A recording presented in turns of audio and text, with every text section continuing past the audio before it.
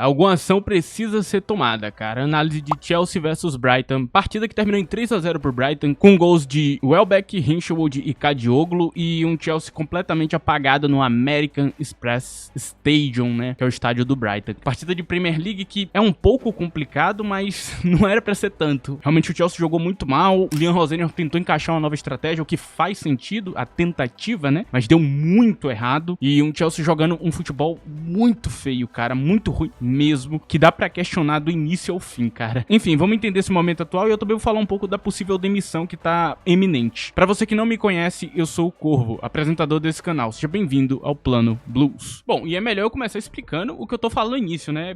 Mais lógico que eu comece assim. Por que faz sentido o Chelsea mudar de estratégia? Porque tá dando errado. Quando tá dando errado uma coisa, você precisa mudar. Você não pode insistir até dar certo. Tem alguns treinadores que fazem isso. E normalmente quando tem uma ideia muito boa por trás, às vezes dá certo, às vezes você poderia estar usando outra coisa e você só tá insistindo em uma besteira. Então, acredito eu que esse tipo de mudança é necessário. Eu falei disso de Arne Slot, né, que tá tentando novas formações e tudo mais. Eu acho correto realmente ir pra esse caminho, mas deu muito errado, cara, deu muito errado. Primeiro tempo do Chelsea, algo horroroso, assim, é um negócio inacreditável de ruim, cara. O segundo tempo é um pouquinho melhor e um pouco mais equilibrado, né, o Chelsea dá pra dizer que fez um segundo tempo realmente melhorado, mas ainda é muito pouco pra um time de Big Six. E assim, cara, o Brighton nessa reta final tá melhorando muito, inclusive calando minha boca, né, porque eu reclamei de Fabian Hüsler, ele tomou a ganhar jogo aí, tomou a jogar bem, e agora ele tá se recuperando, né. É até um pouco engraçado parar pra pensar nisso, né, mas enfim, cara, Hüsler vai com a estratégia bastante equilibrada, ele pensa muito em contra-ataques e jogadas rápidas, né, você percebe isso, e ele também explora muito sobrecargas em algumas áreas do campo e deixar alguns jogadores livres. Você vê muito jogador livre, né, no campo em alguns momentos, né, e acaba funcionando bem esse plano dele, o bom uso dos laterais, né, o bom uso de Pascal Gross, né, que é uma figura que tá brilhando muito com ele. Inclusive é um ponto que eu citei no meu vídeo quando eu falei de Fabian Hüsler, né, que é a questão de que ele utiliza muito jogadores mais velhos, né, ele prefere dar prioridade a esses jogadores e dá muito certo, cara. E hoje não foi diferente, acabou dando certo, e ele priorizando esses jogadores mais velhos, não tanto os jovens, e, cara, o resultado tá aí, cara, eles jogaram melhor que a gente durante 90 minutos. Foi complicado isso aqui. O Chelsea foi com a formação que, se você for nos sites hoje, vai dar 4-4-1-1. Tá errado. É 3-4-1-2 essa formação, ou 3-4-2-1, né? Por que eu tô falando 3-4-1-2 ou 3-4-2-1? Porque o comportamento de cada jogador é diferente. Então talvez seja correto dizer que é 3-4-3, porque Enzo Fernandes estava à esquerda, Pedro Neto estava à direita e no centro a gente tinha Delap no ataque, nesse 3 de ataque. Só que Neto se comportava como um ponta, Enzo Fernandes se comportava como um meio atacante. E isso gera uma confusão na cabeça que é tipo assim, o que tá acontecendo aqui, cara? E assim, não era 3-5-2, era 3-4-3 ou 3-4-1-2. E é uma baderna isso aqui, cara. É uma baderna isso aqui, tipo um negócio assim que não dá nem pra entender. E deu muito errado. Os jogadores estavam completamente desconfortáveis em jogar nesse estilo de jogo, em praticar esse futebol, em jogar dessa maneira. Tava um negócio feio, horroroso. Cara, a gente não tinha eficiência em absolutamente nada. O plano de Liam Rosenior é uma completa desgraça, porque realmente levou o time pra uma ladeira sem fim, cara. E assim, esse jogo e essa fase atual do Chelsea é uma fase que você não pode tomar gol. Você tem que manter o placar o máximo que você consegue e marcar um gol até o fim do jogo e ganhar de 1-0. É o único momento que você pode ter algum sinal de recuperação, cara. Mas ele não conseguiu fazer isso, cara. Eu acho interessante ele tentar, porque realmente é a parte do treinador fazer esse tipo de coisa, mas não tem o que fazer, cara. Eu sinto que não tem solução no momento atual. A única solução que você tem lógica, e eu já venho falando isso aqui em alguns vídeos, é demitir ele. E inclusive isso é engraçado, né? Porque a galera se apega muito às críticas que eu faço aqui a alguns treinadores e não entendem o que é cada crítica. Tanto que eu tô falando que o Rosenior tem que ser demitido já tem alguns vídeos, né? Eu venho falando isso, que ele perdeu o elenco e tudo mais. E eu nunca falei, por exemplo, que Enzo Maresca deveria ser demitido. Vocês notaram que eu nunca cheguei nesse ponto? Eu reclamei de coisas, mas eu não falei, pô, ele tem que cair e tudo mais. Pochettino eu pedi a cabeça muitas vezes, né? Eu ficava revoltado com a era Pochettino, cara, com os resultados. Quem tá aqui há mais tempo sabe muito bem disso. E, cara, hoje eu tenho que pedir, cara, ele precisa cair, mano. Não tem saída, não tem saída. O elenco, ele não quer jogar isso aqui. E aí é uma bola de neve de desgraça. Por quê? Olha o que junta aqui. Vamos lá. Primeiro você pega a gestão da Blue Co, que trata o Chelsea como se fosse um time pequeno. E aí você tem no time Delap e Mark Gill. Delap, quando foi pra ser contratado, eu até achei que ele seria um jogador interessante. Seria aquele jogador que a gente ia botar no final do jogo, ele ia correr muito e ia entregar alguma coisa. Mas eu achei que seria um jogador fraco e todo mundo ia falar, pô, esse cara não devia estar no Chelsea. Como eu citei na época, um jogador pro West Ham. E aí você tem um Mark Gill ali que é um jogador que claramente precisa de um empréstimo, porque ele ainda não sabe jogar direito. Ele ainda não é um jogador profissional completo, cara. Tá da transição do amador pro profissional. Só que como ele não joga, ele não se desenvolve desenvolve. E aí você tem um projeto que não tem nada a ver com o Chelsea, porque o Chelsea deveria ser um time muito maior. E um Brighton que só aproveitou esse momento pra destruir com a gente, cara. Então a gente tem um jogo onde o Chelsea ele não consegue fazer nada. Ele não consegue sair do campo de defesa. Toda vez que saiu do campo de defesa,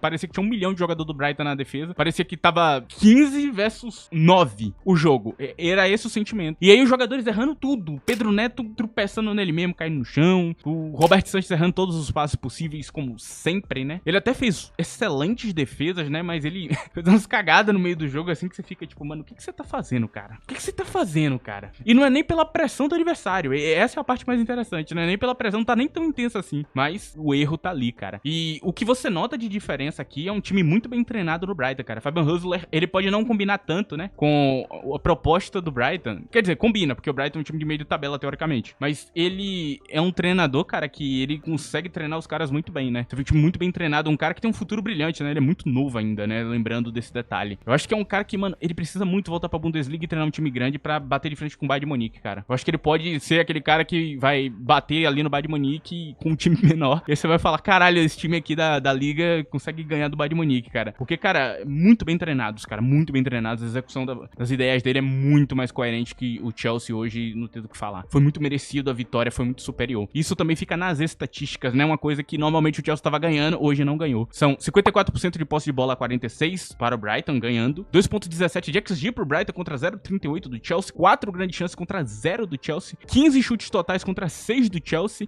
E o único destaque que a gente tem é nos salvos do goleiro, né? 4 vezes o Roberto Sanches salvou jogadas nessa partida. Do outro lado, nenhuma, porque o goleiro nem precisou trabalhar. O Brighton foi muito mais eficiente. E pra mim aqui chegou num ponto, né? É a junção de tudo, cara. É as contratações ruins, e até voltando a falar do que eu tava falando, né? Que eu me cortei aqui. As contratações ruins, o elenco mal montado, o treinador que tá perdido, não sabe o que fazer, o elenco que não acredita mais no treinador e talvez queira até derrubar ele. Eu sinto que desde o jogo do Everton eles não querem mais jogar com esse cara. É um sentimento que eu tenho ali, vendo a beira do campo, os jogadores não respeitam ele, não falam direito com ele. É um sentimento de, cara, acabou aqui, é ladeira abaixo, aqui não tem o que fazer, cara. É demitir, não tem saída mais, cara. Eles precisam demitir Leon Rosenior. E eu não sei como vai ser o futuro, eu não posso garantir pra vocês que, quando vir um interino as coisas vão melhorar. Pode ser que continue tudo muito ruim. Só que eu duvido que vai ser tão pior quanto é agora. Porque agora chegou num ponto ali que acabou. Os jogadores, eles não têm fé nenhuma no que eles estão fazendo em campo, cara. Então, você junta o tático errado, com a falta de vontade, com as lesões, com o elenco mal montado e com tudo, é uma bola de neve. E aí a gente tem essa partida horrorosa, inacreditável. Você provavelmente que assistiu achou ela muito ruim e ela foi. E de novo, quando a partida de um time é muito ruim, estatisticamente isso fica claro como ficou hoje, né? Então, nem chegamos naquele ponto onde eu posso vir aqui e falar, não, nossa, Rosenior, ele conseguiu construir boas estatísticas. Não foi o caso.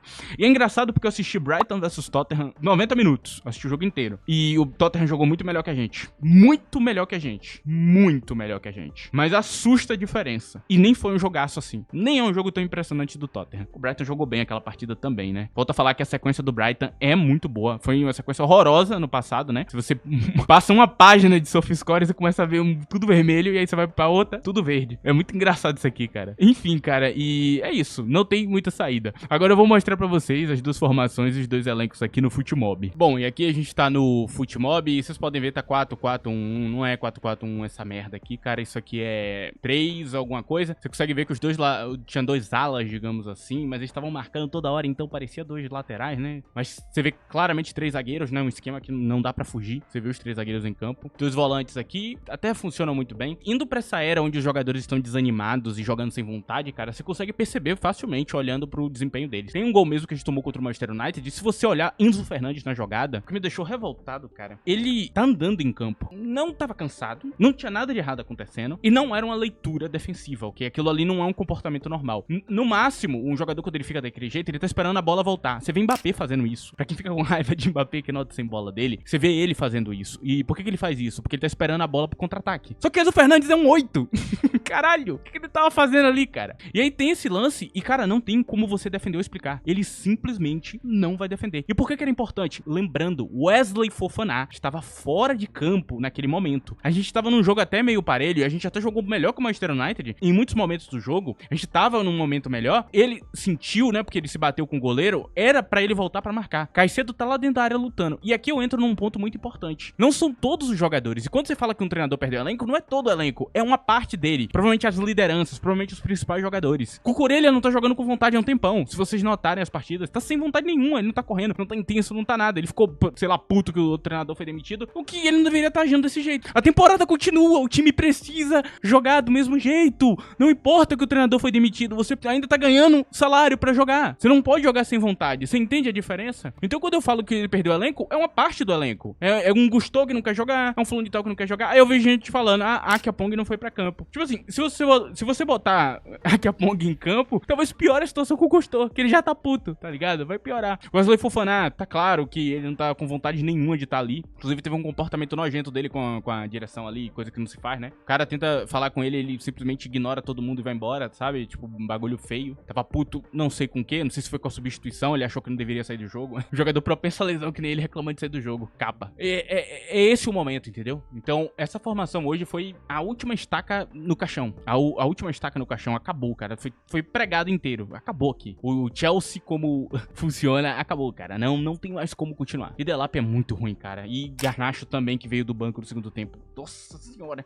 É um filme de terror assistir os dois jogando, cara. Garnacho toda hora impedido. Inclusive um mérito aqui que eu dou a Fabian Husler. Fabian Husler fez uma linha de impedimento linda hoje, cara. Que negócio bonito, cara. Toda hora funcionava muito bem, até porque a gente tem um Antas jogando no Chelsea, cara. Jogadores horríveis, que não dá pra explicar muito bem, cara. Mano, Pedro Neto escorregando foi o ápice desse momento, cara. É isso que é o Chelsea atual, cara. Um time escorregando. Não tem sentido aquilo, cara. Eu não sei no que ele escorregou, cara. Não entendo, sabe? Muito feio. Aí a gente olha pro Brighton aqui, teve o primeiro gol com o Kadioglu, né? Um desvio de rato, que desviou de maneira merda. Eu acho que é a melhor palavra que eu uso. Porque ele é baixo, né? Ele é um cara baixo, a estatura dele é baixa. E me dá um pouco de raiva, porque eu vou te explicar porque eu tenho muita raiva disso aqui, cara. Vocês lembram de Ian Madsen? Lembram, né? Você provavelmente lembra de Ian Madsen. Ele foi da base e tudo mais. Ele não ganhou oportunidade direito. Ele foi vendido. Bom valor até, mas ele podia estar aqui. Ele joga melhor que rato. Em tudo. Não é tipo, ele é melhor que rato em um aspecto. Não, em tudo. O nível de defesa dele é melhor? Não, é a mesma coisa. Praticamente, cara. Rato não é tão bom assim marcando, lembrando, ok? Ele é meio baixo. Para a Premier League é pouco ainda, né? Precisa melhorar muito. Não é como o Cucurella na lateral. Então, cara, Rato atualmente, cara, é um jogador que ele é melhor do que as opções que a gente tem, porque a gente tá fudido. Mas a gente vendeu o jogador pra colocar esse cara. E lembrando que tinha Lewis Hall. E aí eu lembro disso aqui, eu só fico revoltado. Porque a gente pagou uma nota em Rato, ignorando os talentos da base, como eu fiquei revoltado na época e hoje eu fico ainda mais revoltado. Lembrando que eu falando pra caramba disso aí na época, cara, eu falei tanto nos mercadão do Chelsea, quem tá aqui sabe. Quem tá aqui sabe, eu falando, cara, não é pra vender esse jogador, cara. Os caras têm talento, velho, os caras vão jogar bem e a gente tá vendo isso aqui agora.